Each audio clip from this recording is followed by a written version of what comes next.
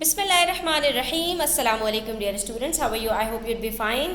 This is New Oxford Modern English Book 7 chapter number 5 एमर्स cafe हमने detail के साथ डिस्कस कर लिया है। आज हम उसकी समरी करेंगे। It's a very sad story. तो आइए देखते हैं कि इसकी समरी कैसे लिखी जाती है। वीडियो को स्किप नहीं कीजिएगा और स्क्रीनशॉट्स लेते जाइएगा। अपने पास नोटबुक और पेंसिल लेकर बैठिए और अपने पास लिखते जाइए। वीडियो एंड तक ज़रूर देखिएगा। अगर अच्छी लगे तो वीडियो लाइक कीजिएगा, कमेंट कीजिएगा और अपने फ्रेंड्स के साथ ज़रूर शेयर कीजिएगा। Okay ji, let's start. Amir's Cafe is a sad story of Amir's life. He is a daydreamer and has a strong desire to make his life better. हमने यही पढ़ा था ना कि वो एक जो है वो डे ड्रीमर था, यानी कि जो लंबी लंबी जो है वो ख्वाहिशात रखते हैं और जो मतलब सोच विचार करते हैं और ख्वाब देखते रहते हैं और ख्याली पुलाव बनाते रहते हैं। तो इस टाइप का इंसान था और बहुत ज़्यादा ख्वाहिश रखता था अपनी लाइफ को बेहतर बनाने के लिए। He earned his livelihood by buying and selling brass items going around on his bicycle. तो वो ब्रास के जो आइटम्स होते हैं उसको अपने बाइसिकल के ऊपर ख़रीदता और बेचता था। तो जाहिर सी बात है ये काफ़ी मुश्किल काम था, काफ़ी थका देने वाला काम था और अर्निंग भी बहुत ज़्यादा नहीं होती थी।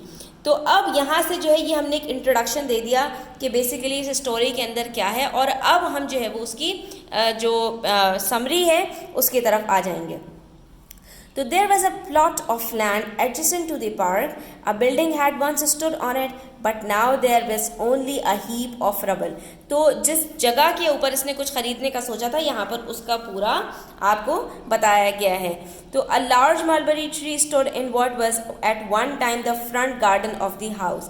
पार्क के बराबर में एक जो है वो जगह थी जिसको लोग जो है वो बिल्कुल पार्क का ही हिस्सा समझते थे, लेकिन अभी वो कचरे का ढेर बनी हुई थी और एक ज़माने में वहाँ पर एक बिल्डिंग तामीर की गई थी। उसके सामने एक जो है वो पार्क भी था, मलबरी ट्री था उसके अंदर जो but this too had now been swallowed up and enveloped by the creepers. लेकिन अब जो है जो क्या नाम है बेल वाले पौधे होते हैं या जो ज़मीन के ऊपर रेंगने वाले पौधे होते हैं, यानी कि जिनकी बड़ी बड़ी सी बेलें बन जाती हैं, या तो वर्टिकल होती हैं या हॉरिजॉन्टल होती हैं।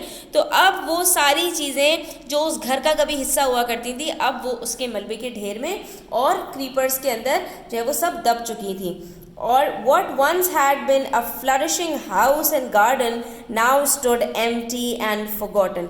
अब उस जगह को सब भुला चुके थे और वो सिर्फ एक कचरे का ढेर बाकी रह गई थी। तो फिर क्या हुआ कि Amir lived not far from this unusual sight in a house that he had acquired with a hard-earned money. वो उस जगह से करीब ही रहता था और उस जगह में रहता था जिस घर को उसने खुद बहुत मेहनत से कमाकर हासिल किया था। He passed the side by the park every day on the way to work. हर रोज़ वो वहीं से गुजरता था अपने काम पर जाने के लिए। He dealt in brass and worked really hard to meet his both ends.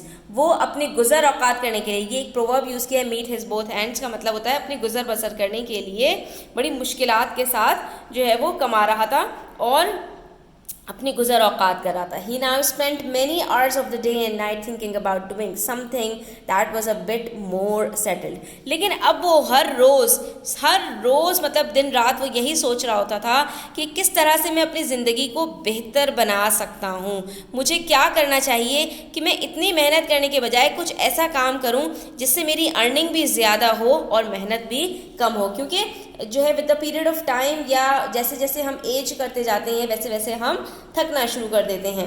तो उसकी भी जैसे जैसे एज बढ़ रही थी वो भी यही अब सोचने लगा। One morning he said to his wife, I am going to open a cafe. She agreed without further comment for she had heard him about his future plans on many occasions and ridiculed them as being mere pipe dreams. तो एक दिन क्या हुआ, सुबह सुबह जब वो उठा तो उसने अपनी वाइफ से कहा मैं एक कैफ़े ख़रीद रहा हूँ। उसकी वाइफ ने बग़ैर किसी झगड़े के, बग़ैर किसी कमेंट्री के चुपचाप ये बात कहा, अच्छा ठीक है। लेकिन इससे पहले जो है वो क्योंकि उसको आदत थी वो अपने प्लान्स बताता रहता था कि मैं ये करूँगा और वो करूँगा, या मतलब जैसे शेख चिल्ली की तरह से प्लान्स बनाता रहता था, तो उसकी वाइफ पहले उसका मजाक उड़ाया करती थी, लेकिन इस बार उसने कोई मजाक भी नहीं उड़ाया, बल्कि चुपचाप, क्योंकि वो उस वक्त किसी भी लड़ाई के या झिकझिक के मूड में नहीं थी, तो उसने बस हूँ कह के उसकी बात को ख़त्म कर दिया। This time emir assured her that the money is in the bank and the old lady assured him to pay the rest in his good time. He then explained her about the place next to the park and that he shall clear the land on Saturday. Maham was shocked after hearing this. Then he left for work. अब उसने पूरी तफसील बताई उसको। तफसील किस तरह की कि पैसे बैंक में मौजूद हैं, वो उसने लैंड जो लेडी है, ओल्ड लेडी, उससे बात कर ली है जिसकी वो लैंड है पार्क के बराबर में, और उससे ये भी बात हो गई है कि जितना पैसा इसके पास अभी है वो देगा, बाकी जो रह जाएगा वो बाद में जब उसके पास पैसा होगा तब वो देगा। और ये भी बता दिया कि उसकी सफाई का काम इस सैटरडे को वो शुरू करवा रहा है। ये सारी बातें सुनकर माहम एकदम शॉक में आ गई कि क्या वाकई ऐसा हो सकता है, जो कुछ ये इस मर्तबा कह रहा है वो सच होने वाला है। तो उसको भी अपने कानों पर यकीन नहीं आया।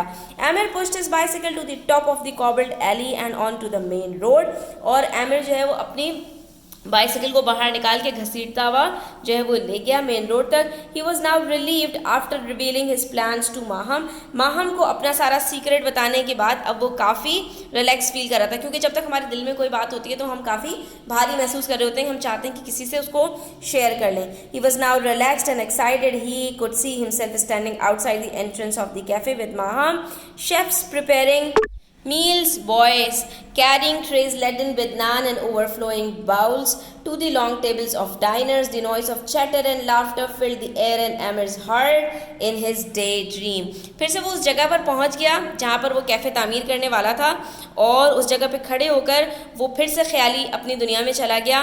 उसको वो सब कुछ नज़र आने लगा जैसे उसका कैफ़े बन गया हो, वो माहम के साथ वहाँ पर जो है वो खड़ा हुआ हो, अपने जो क्या नाम है गेस्ट हैं उनको वेलकम कर रहा हो, और जो बच्चे हैं वो जो उसके क्या नाम है वेटर्स होते हैं वो खाना लेके इधर उधर दौड़ रहे हों, और जो शेफ्स हैं वो खाना प्रिपेयर करें, वो सारी चीज़ें जो है वो सोच रहा था। Amir was deep in his thoughts that he could not see the truck or hear the screech of brakes. Sights and sounds mingled and became one with the noise of diner in Amir's cafe. Blackness enveloped Amir's world. और यहाँ पर क्या हुआ, उसके साथ एक mishap हुआ कि वो अपने ख्यालात में इतना ज़्यादा मगन था कि वो सामने से आते हुए ट्रक को नहीं सुन सका, ना उसकी आवाज़ को सुन सका, ना उसको देख सका, और वो ट्रक इतनी तेज़ी से आ रहा था कि वो भी ब्रेक्स नहीं लगा पाया। और थोड़ी देर के बाद सारी आवाज़ें और सारी कहकहों की जो वहाँ पर उसके दिमाग में चल रही थी बातें, वो सब जो है वो साकित हो गई, और आमिर की दुनिया में हमेशा के लिए अंधेरा छा गया। तो बच्चों यहाँ पर हमारी जो समरी है वो कंप्लीट होती है। I hope you like it. Please hit the like button. Thanks for watching the video till the end. Do subscribe to my channel. Take care. Allah हाफिज़।